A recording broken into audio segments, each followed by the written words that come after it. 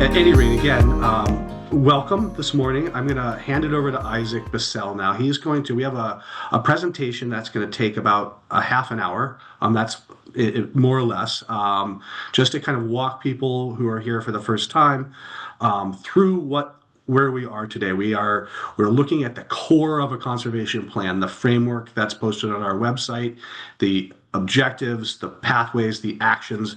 Those sort of they represent the wide focus and also the details of what we are recommending that this conservation plan do. But we'll be talking a little bit about what comes after this and how the plan will, the next iteration will look like, and kind of what additional opportunities after this there will be to plug in. But at any rate, without further ado, I'm going to hand it over to Isaac, and then once we're done with that, we're going to use some breakout rooms to gather in a smaller group so that we can talk and hear each other and see what questions are coming up. So it's probably best to save questions until you get to the breakout rooms. But if you have an urgent question or a technical clarification, maybe use the chat for now to let us know that something's not working or it doesn't make sense. Isaac, are you ready to go? I'm ready to go. Thanks, All right. Trey. And Well, I thank you. probably won't be looking at the chat, so if folks pop things into chat and I should be answering them in real time, let me know and I will pause. I can help monitor the chat. Great. Thanks, Isaac. Thank you. I will share my screen. Wonderful to be with you all today. As Trey said, I am VHCB Stewardship Director, and hopefully you guys are seeing this all properly. I'm not a super Zoom guru. Does that all look good to you? Beautiful. So we have been doing these regional listening sessions. This is the last one. It's the virtual listening session. So we've been going around the state talking to lots of people, and really excited to be here today, hearing a bunch of new voices. Let's see if I can advance this. There we go.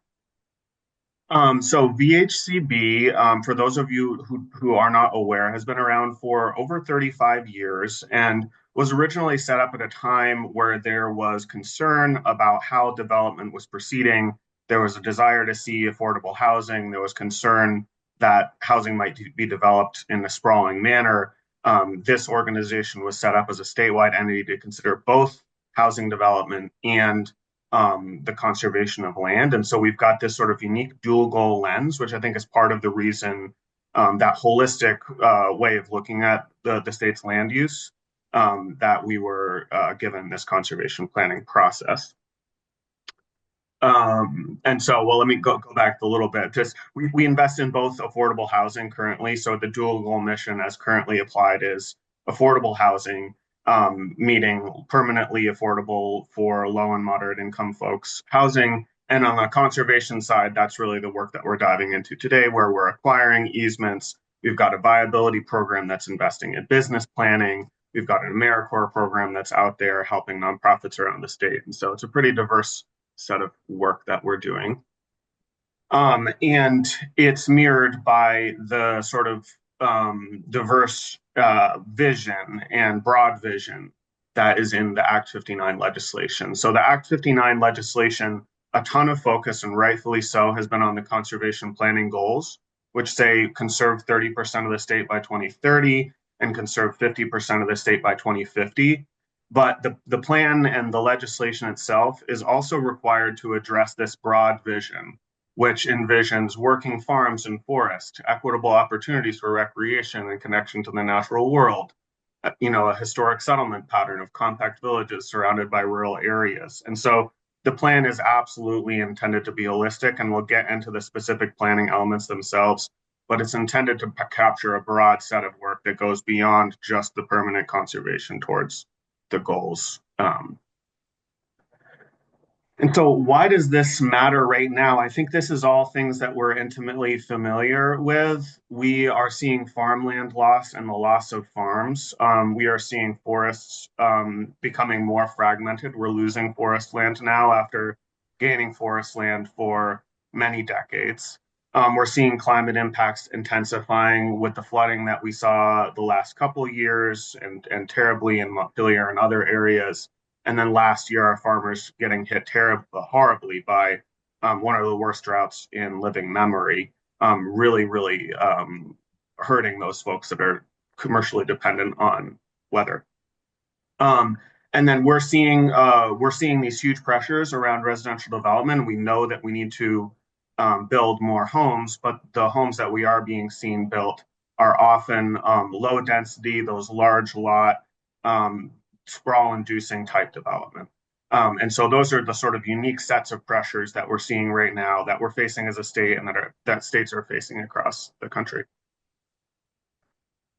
And we have another sort of specific challenge that's happening right now, and that is around the capacity and funding capacity. And when this legislation was passed, it was around the time that the Inflation Reduction Act dollars were flowing, the federal funds were flowing very strongly, and we're facing sort of the opposite environment right now. States' budgets are getting constrained, funding is becoming more challenging.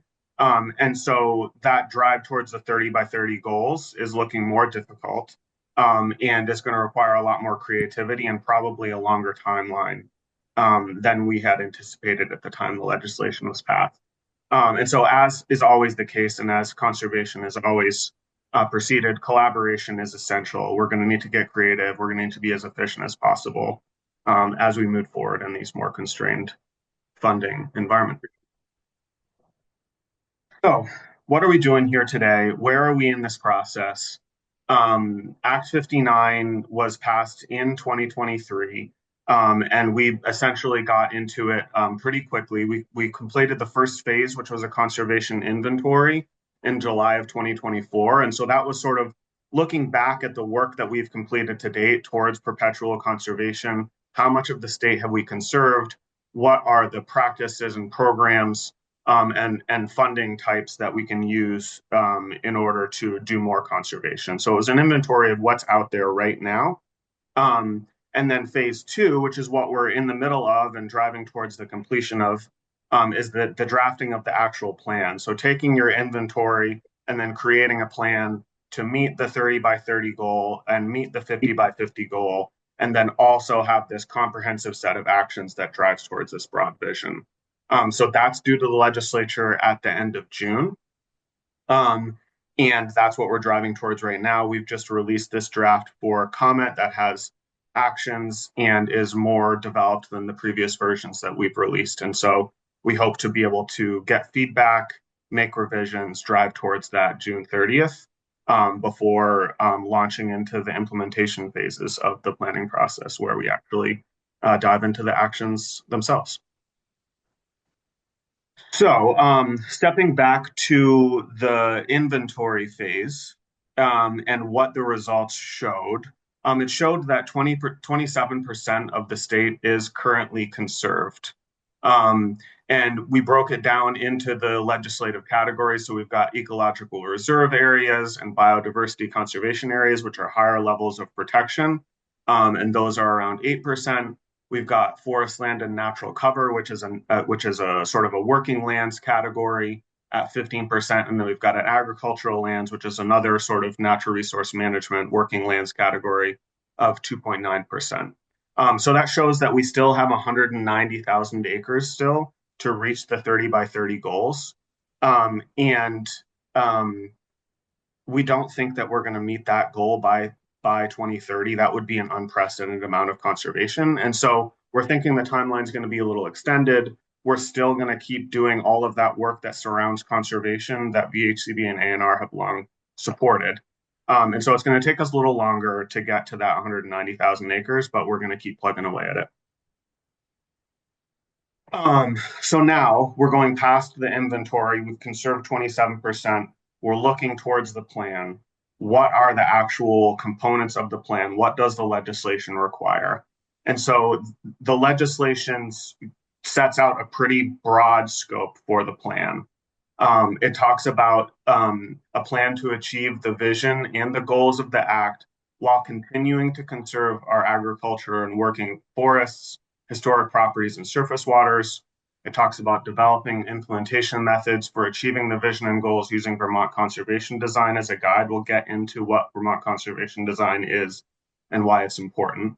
It talks about increasing equitable access to protected and conserved lands and land-based enterprises. And then critically, it talks about the broad conservation mission of VHCB and ANR and the need to continue that work. And so the scope of this plan is broad. It's intended to capture things that aren't permanent conservation while sort of accelerating permanent conservation. So we're creating a plan to accelerate permanent conservation while continuing to push forward all of the other things that are important that surround conservation. So very broad scope, I think, is the punchline here. Noting that it's a broad scope, there is overlap with the scopes of a bunch of other plans. And so our goal was to create alignment with those plans, but not sort of to have one plan to rule them all. We're trying to pick up the factors that are most relevant. And you will see references to other plans and what we're lifting up about those plans throughout the draft that we have produced. So we're really trying to focus on adding value on coordination and prioritization rather than sort of replacing other plans. So what is the plan framework that we've created? We did release these 3 objectives, which is sort of the overarching structure of the plan. We released them this past year. We got a bunch of public feedback on it. That feedback was largely positive. And so these 3 objectives are intending to capture that really broad set of work. So centering Vermont conservation design, which we're going to talk about exactly what Vermont conservation design is, but it's all about maintaining an ecologically functional landscape. So we have a whole set of objectives all around how do we use conservation and other, associated tools to achieve an ecologically functional landscape. We've got all these conservation in communities. How do we protect our working lands, our recreational lands? How do we support equitable access in communities? How do we balance conservation and community development? So we've got that category there. And then we've got the category about how do we actually capacitate this work? How do we actually find the funding and build up local and regional capacity to accelerate the pace of conservation? So 3 broad objectives that we then have more detail underneath each of them. And so you'll see that in the plan that it goes all the way from objectives down to actions and sub-actions with more detail as you read deeper into the plan. So what is Vermont conservation design? Objective 1 is centering Vermont conservation design. So why is Vermont conservation design important? Vermont conservation design is all about a science-based framework for achieving an ecologically functional landscape. And what it does is it identifies landscape scale features. So like large forest blocks, water resources, riparian areas, and overlays all of these different large scale landscape scale features that if you were to protect those areas, and that is what you need to protect in order to achieve an ecologically functional landscape. So as you can see on the map on the screen, it's quite a lot of the state is important for an ecologically functional landscape. And it's intended for the full range of tools. It's not to say, hey, everything that you see in this map in green needs to be permanently conserved. It's to say that there's a bunch of tools that are needed in order to protect the ecological function of our landscape. And here are the areas that we need to consider most a priority. So you then have the Vermont conservation design. How do you actually use that in order to target where permanent conservation should go? That's part of what this act calls us to do is use Vermont conservation design to tell us where the 30% and 50% of the state should be conserved. And so what the Agency of Natural Resources did was they put together a working group. They looked at our conserved lands inventory, where they said, okay, there's where the 27% of the state that you've conserved is. And then here's where Vermont conservation design says it's most important to protect. Where is there overlap? Where have we been using permanent conservation really well to protect areas? And where are there some gaps? And so it found a number of different types of gaps.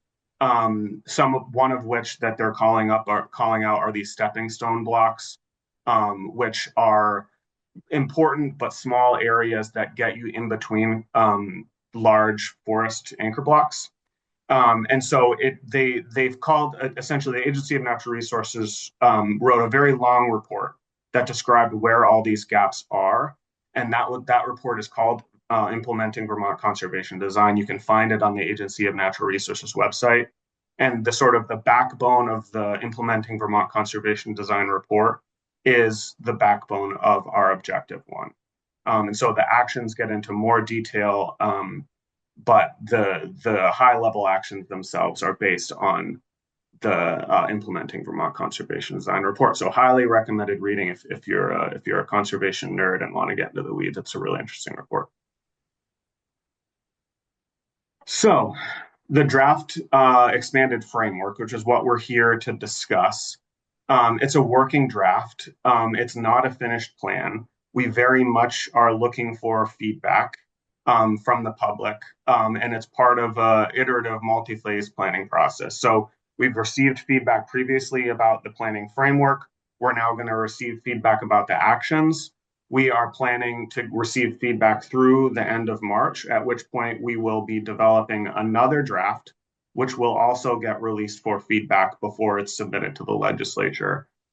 So absolutely looking for input on what's working, what's missing, what should be prioritized.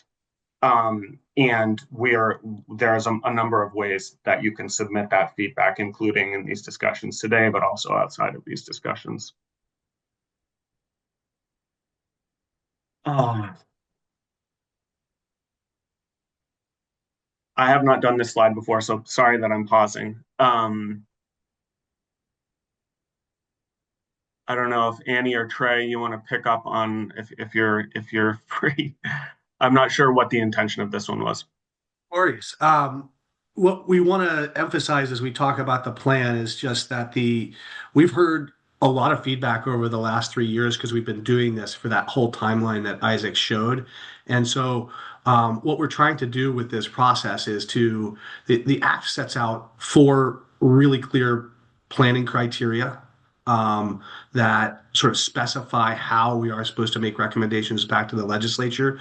We've used the objectives and the pathways to try and provide a through line from what the legislature asked to the real world kind of on the ground solutions that are going to make impacts in communities. So how do we link those requirements to those real world objectives is what this process is about. And it's what we've been asking people to think about as you participate. And, we certainly want you to learn from and understand what this plan is aiming at, but also to be able to provide feedback. So at this point, we're really thinking about that intersection of planning with action. So how do we translate the legislature's broad goals, the broad categories we've set up, and then these long-term pathways into actions and kind of sub-actions and things that are really measurable.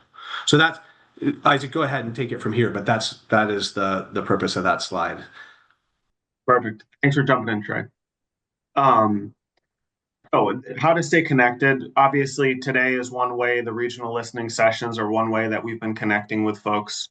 You can look at the VermontConservationPlan.com website. There are surveys that you can fill out on the website about each objective and pathway. There's also really good links to look through objectives and pathways on the website. I find the web format to be a really helpful way of just reviewing the plan.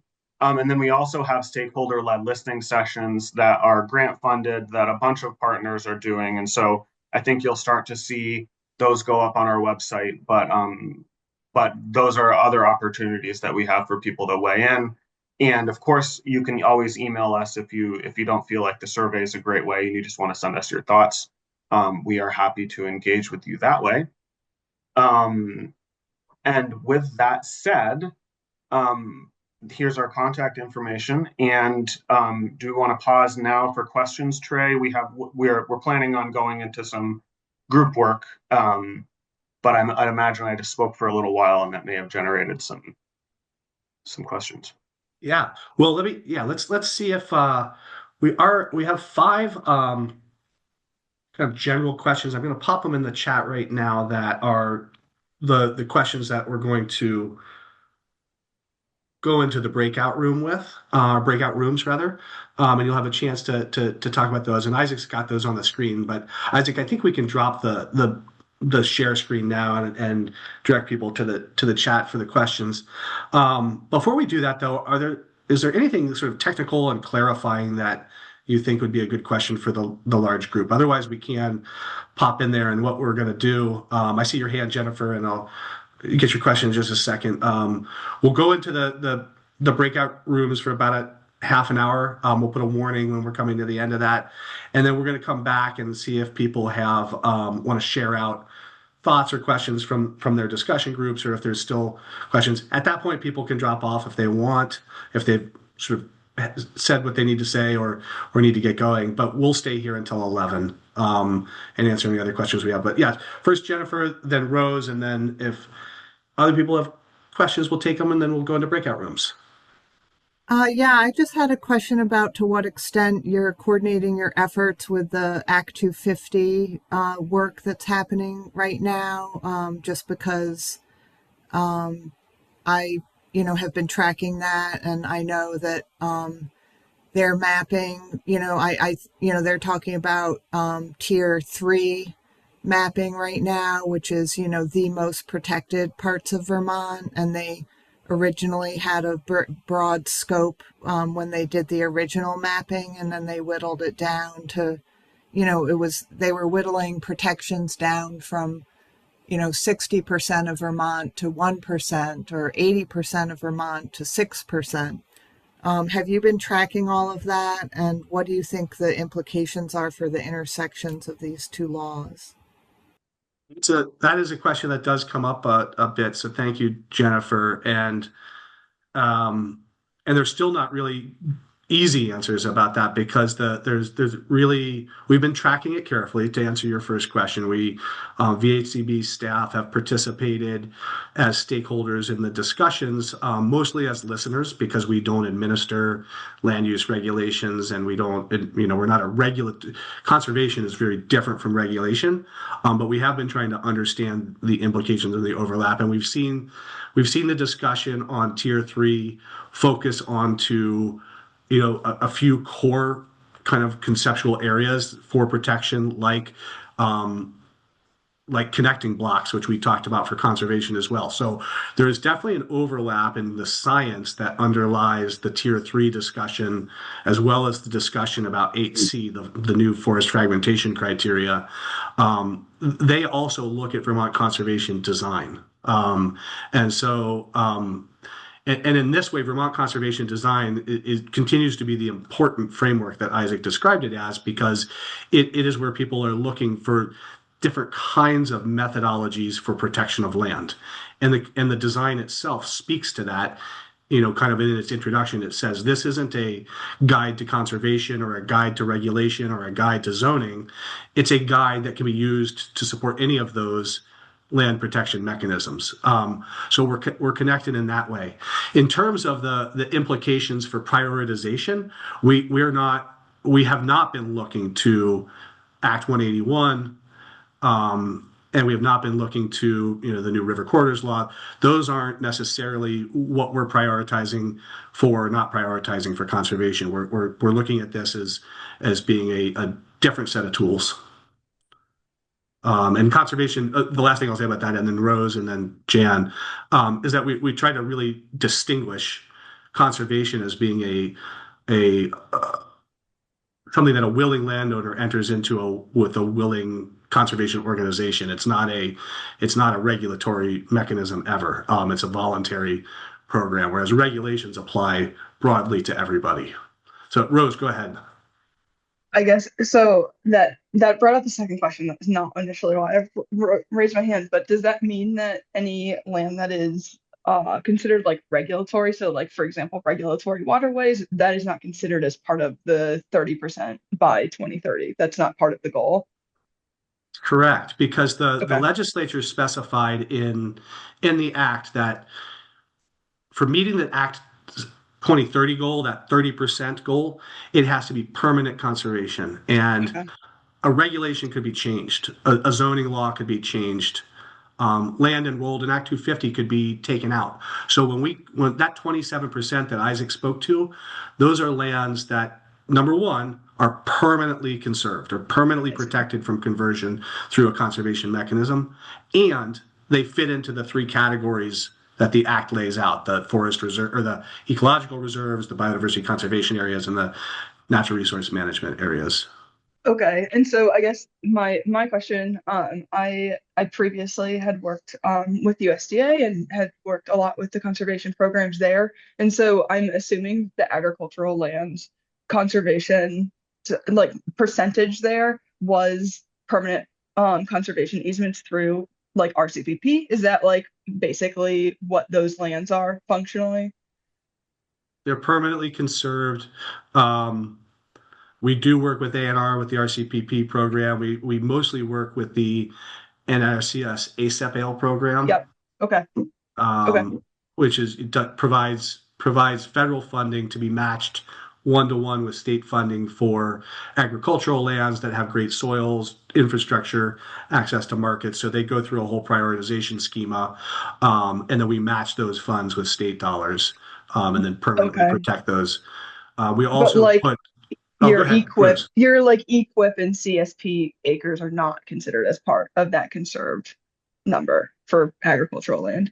If they weren't otherwise permanently conserved, we didn't count them. Now here's the question that we're still working on as part of the next iteration of the plan, is how the goal for 2050 Rose says a mix of mostly permanent preservation or conservation with some long-term, durable, enforceable, contractual method. So in that case, there are programs like that have a long-term, like a 20-year commitment, and we're weighing how that works. There's UVA, and then there's those regulatory programs that people asked about. Do we consider Tier 3 lands to be long-term and durable? That's a question I think the answer is maybe. We don't know the answer to that one yet, but in terms of like ANR's wetlands program, which is very specific and well mapped for Class 1 wetlands, and there's a lot of helpful mapping for Class 2 wetlands. And so those areas where development is absolutely prescribed unless there's a mitigation, those are places that might fit into that long-term and durable. Go ahead, Jan. Hi, I live in Westchester and Vermont, and I do conservation work down here, and I work with ag and farmland protection in Westchester. But I have a large farm. I consider it a large farm in southern Vermont. I'm wondering if you're doing, and there's a lot of land down there owned by the state. I'm wondering if, and I haven't really looked at your map, but I'm wondering if you've looked at southern Vermont or our area. I'm in the Shaftesbury area. And we have 325 acres that are protected. Conservation organic farm. We never cut trees unless we have to, and water quality is a big issue because that's what I do, So, and it is farmland. It's a working farm. We have it's forested. I'm in the forestry management program and the prime ag district. So, what are you doing in that area, in my area, and how can I do better with my farm? I'm trying very hard to protect my land. Well, certainly the conservation design is a statewide framework, and so the mapping and the prioritization that ANR has done really focuses statewide. There's certainly another thing that if you're in the Southern Greens or the Northern Greens or the Northeast Highlands, ANR has identified that those areas are really pretty intensively conserved already, and they've recommended that we move out of those areas. So if you're you might be in an area in Shaftesbury, Bennington County that is a little bit outside of that to the southwest, or that the Taconics are an area that's of important habitat linkage, and the Hudson River Valley, like the outflow into that is really important to protect and is sort of identified in the design. And then in terms of farmland conservation, we are always looking for farms where there's a blend of that productivity and great soils with farmers who are interested in and committed to that longer term stewardship. Because we've found, Jan, that farms in Vermont that are conserved are it's usually not all the area that hay or annual crops are produced. It usually includes a lot of forest land, as you described, wetlands, riparian corridors, et cetera. So that's, we find that's a really a good place to focus our funding, almost no matter which county it's in, if we find those areas. But we're looking for those linkages there too, right? Where are the receiving waters and streams that are part of impaired or on the other hand, really pristine watersheds that we want to protect in either direction. Jenny points out in the chat that agroforestry is an important piece of this, and that is something that we hear a lot of partners and folks talking about, is the actual management of land once they're on there. Usually the conservation easement or the land acquisition doesn't specify the practice. That's usually the decision of farmers and landowners. But we've seen some really good models of agroforestry as part of protecting the forest and then allowing it to be part of a productive landscape. But Jan, did you want to say, do you have a further comment or further question? Well, we have quite a large mountains around us, and I'm more towards the Arlington area. So we are pristine. The water comes off the mountain to my property, and it is a pretty pristine area with a lot of connectivity. In fact, we saw a catamount on our property recently. So we're very well connected to the mountains. Like coming down right into. We're north of Shaftesbury, actually. It's just a great area, and there's a lot of connectivity and open space. And we have fields and forestry. We have about 150 to 200 acres of hay. So, and plus we have the forestry streams that are protected, and all that good stuff. Jan, that sounds just lovely. Thank you for talking about what you do. It's heaven. And in terms of how you can help, it is helping people to understand the role of permanent conservation or long-term conservation within all the other things that are happening, whether people are interested in agriculture and silviculture, or they're interested in recreation, or they're really interested in downtown resilience. And it's being able to tell your story locally, being able to kind of gather people and look at the options that are out there and organize as a community, because you talked about water, and this is something for anybody to kind of think about, is that conserving one piece of land next to a stream isn't a whole solution for that stream. So having people work together through different practices and options to think about that stream is something we're really interested in. But I don't see any other hands there. Jenny put a nice clarification in about the difference between forestry and agriculture and agroforestry. So that's a nice clarification, which I'll leave there. And but Annie, are we organized to do some Zoom rooms now? I think we are organized to do some breakout rooms. Yes. Okay, so everybody remember that there's 5 questions. These are very general questions that we're sort of asking of everybody, but they're really broad. So, and we find that you can fit your interest into these in one way or another. But what jumps out to you that's exciting, including collaboration opportunities? What would you like to see that you don't see yet? What's not clear?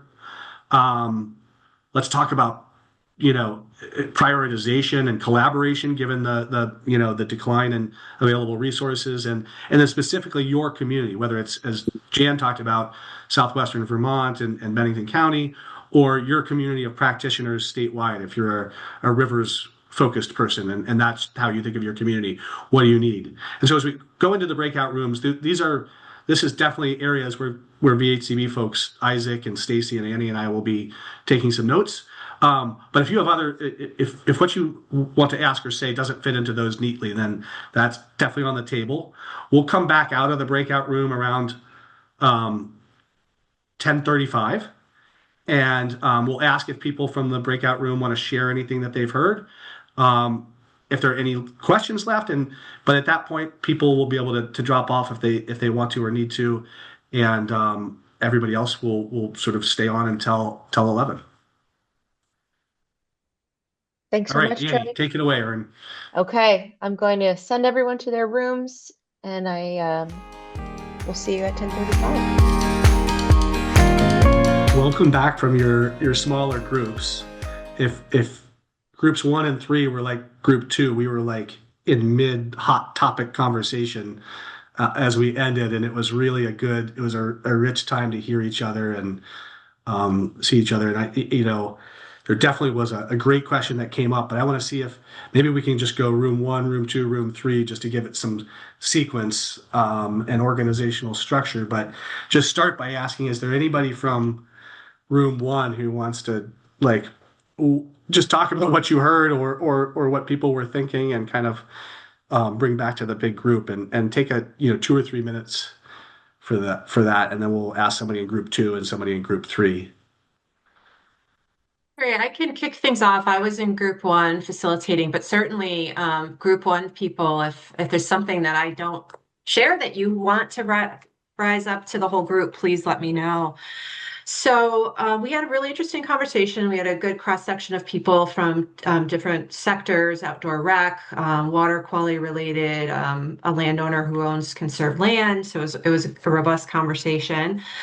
And some of the themes that came up were, we talked a bit about housing, which not surprisingly has, I think, come up in every single listening session that we've been in. So I'm glad to see that as a VHCB staff person and just recognizing what a critical issue that is right now, the need for affordable housing. So we talked a bit about the intersection between housing and conservation and some of the ways that VHCB and our partners are trying to plug in around dual goal projects and just trying to put more emphasis on that, knowing that those two things are not mutually exclusive and we need to be doing both to have vibrant communities in Vermont. So that was great. And we talked a bit about outdoor recreation and just appreciation for the fact that outdoor rec is included in this plan, and also a suggestion to do a better job connecting climate resiliency to outdoor rec, or rather, ideally providing more TA support to outdoor recreation businesses that are engaging in climate resilience, people trying to build better trails to sustain flooding, things like that. And I think that's a really good point, because we give funding to groups that are doing forestry and agriculture related TA to support climate resilience. I think outdoor rec is sort of a missing piece of that puzzle.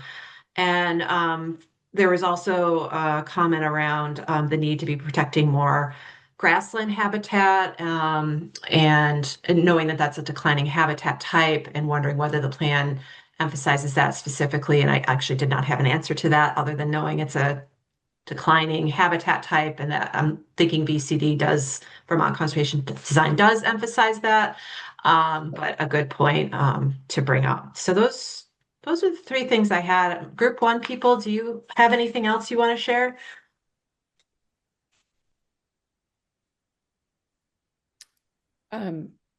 So I hope Stacy was taking notes. And another thing that popped up was just the importance of building up capacity. A lot of appreciation that that's flagged in the plan, and talking about the importance of, like with a land trust, building capacity, not just for the acquisition piece, but for the stewardship piece, but then also just creating more robust pipeline for conservation professionals that serve a variety of conservation needs. So that popped up in the discussion too. Thanks, Helen. All right, that's all I've got, Trey. Great. That's great. And, again, hopefully this is a two-way street where people are hearing things that they're going to chew on, maybe even send us more comments and feedback if they want to, but also we love getting these notes. In group 2, we had a great conversation. I'm wondering if anybody from the group wants to summarize, or I'm happy to do it. Just let somebody raise their hand if they want to. If not, okay, first of all, we were a great group because we, like group 1, lots of diverse interests and yet lots of overlap. We were Conservation Commission members, landowners, part of larger orgs, really interested in agriculture, but also in conservation design and connection. Here's the topic that there are a lot of questions and notes that I think people are going to follow up on maybe, and that I've got, but what Margot sort of raised for us from the perspective of both a landowner, Conservation Commission and small communities, but then thinking about her role at the Wyndham Regional Commission, and people really jumped on this, is how conservation looks a little scattershot, on the map. If you look at it now, it's a voluntary transaction, so it has the tendency to maybe do that. How do we switch to a more strategic mode? who in the regions can do that, right? Is it the regional planning commission? Is it the conservation districts? Is it a organization like Dave's that's Cold Hollow to Canada, which takes a regional focus and linear, almost kind of corridor-like approach to it? Is it local conservation commissions? Like, how do we figure out how to have integrated planning processes at the regional level that still allow communities to kind of and landowners to have autonomy to focus where they want to as well? How do we have the best of what's worked so far, but also apply that? So that really was the question that came up for us. Obviously, connectivity came up a lot. People were really interested in supporting practical solutions that allow agriculture and forestry to continue, but also really protect the special places. Practices always come up, right? So how does conservation support things that, getting down to a single parcel that has invasives? What here? People asked about the role of indigenous partners in this work. And I think almost everybody said that whether they were 6 or 7 generations on the same farm or came to Vermont because of what it is, that we love being here. And so it's like, if this process is a vessel for people being able to coordinate and take care of Vermont together, that's just a good thing all by itself. So that's group 2. If I didn't say anything, somebody feel free to jump in. All right. Well, group 3. Well, I'm happy to do group 3 unless someone is chomping at the bit to do a summary. We also circled around capacity, especially towards the end of the conversation. We sort of seemed to culminate around capacity. We had some folks that work at the municipal level and talking about how being all volunteer or mostly volunteer capacity is an incredible challenge. Having to grant write for everything, getting grant writing help is even hard. And so capacity coming up to the top there in terms of how you can do more work. Had some land trust folks that also noted that they have more work than they can actually do, and it's a challenge in finding the capacity to do the work that's out there and find the support that they need to do the work. We had some interesting conversations about Vermont conservation design, just getting into the weeds a little bit there around what it does and how maybe it could be more useful for towns.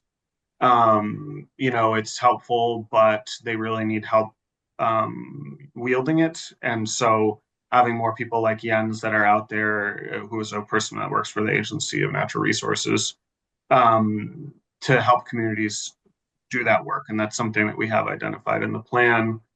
And what else was on this list? Someone noted education, which I thought was nice. Thought it was great that education was in there. I felt that was really important. It's not leading to necessarily another area served directly, but it's really important for that sort of holistic scope. And what am I missing, folks? I'm just looking through my notes here. Is there anybody else that wants to chime in with some things that I didn't catch? Maybe not. Well, thank you, Isaac and Stacy, for summarizing your rooms and for everybody who was there. We're whether or not you had a chance to say it already, if you want to ask it again, this is a time to be able to ask the questions that you have. It's also a chance for people to go deeper on anything that you just heard if you want. So I'm going to just pause here and see if anybody has more comments and questions. We only have 6 more minutes. Oh, okay.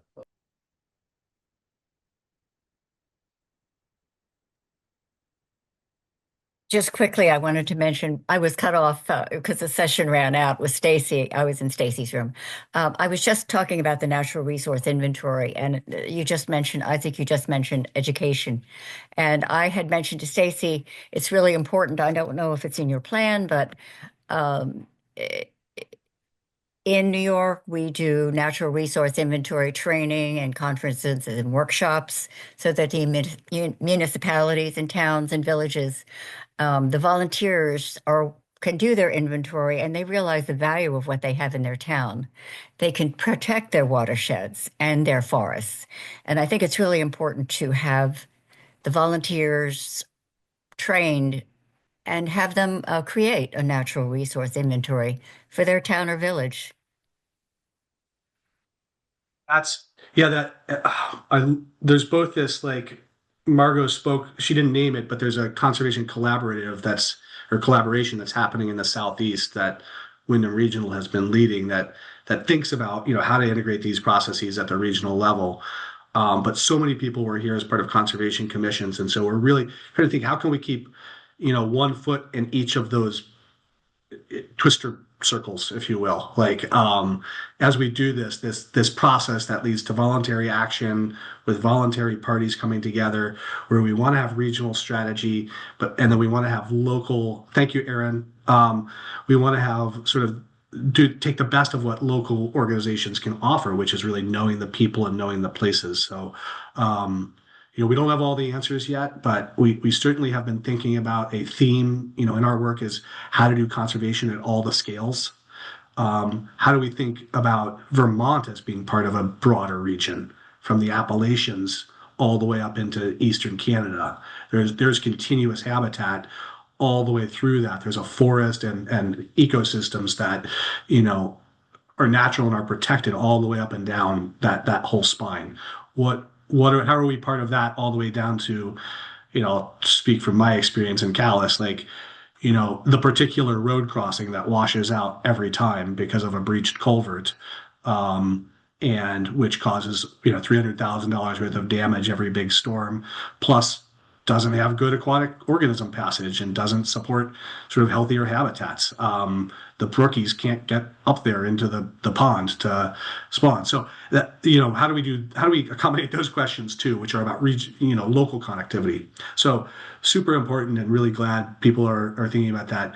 We're going to think about how the statewide process can support regional efforts, which can then flow out to those local efforts to get those conservation commissions involved, but all of it with the strategic backdrop of conservation design and sort of regional thoughtfulness about, as Dave Erickson said in ours, we all could take conservation design and think about our polygon, our town, but what about all the places our town touches, right? So, those polygons all fit together into a larger map.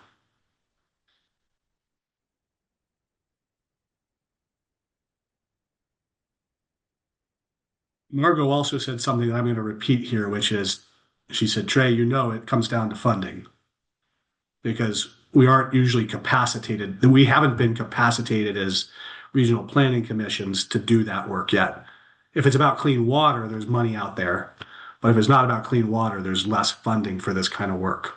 So that's one of the things that, as we recommend, where additional resources and support should go to, that capacity question at the statewide, regional, and local levels is very much on our minds. I'll pause there. If anybody wants to have a final comment or question, and we can certainly end 10 minutes early.